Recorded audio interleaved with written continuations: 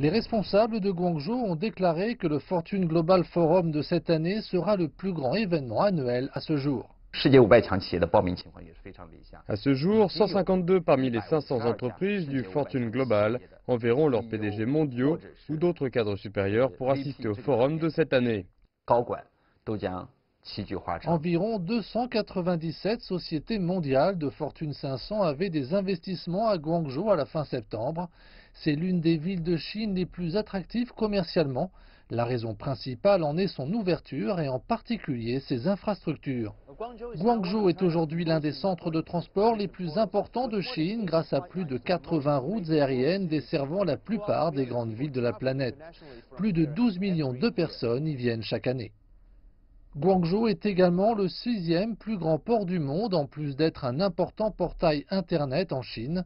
58% des connexions Internet du pays avec le monde extérieur passent par des infrastructures d'échange à Guangzhou. Une telle connectivité a aidé à donner naissance à une application Internet mobile majeure, WeChat. L'application de messagerie WeChat appartient à Tencent, entreprise basée à Shenzhen, mais toute son équipe de développement se trouve à Guangzhou.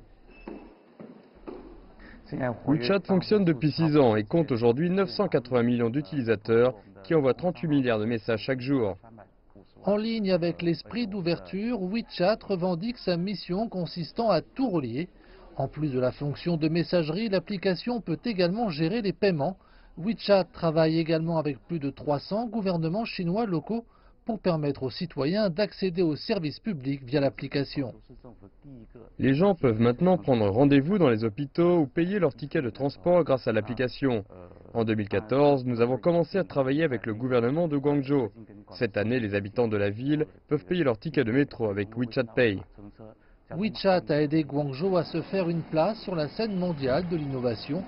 Fortune a annoncé que l'un de ses sous-forums, le Brainstorm Tech International, déménagera de façon permanente des États-Unis à Guangzhou dès cette année.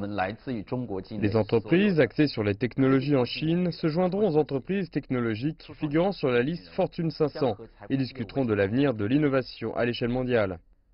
Le groupe de réflexion britannique sur la mondialisation et les villes mondiales, GAWC, affirme que Guangzhou est aujourd'hui la 40e ville la plus compétitive au monde en termes de connectivité. Cette ancienne plateforme commerciale de plus de 2000 ans perpétue son héritage d'ouverture.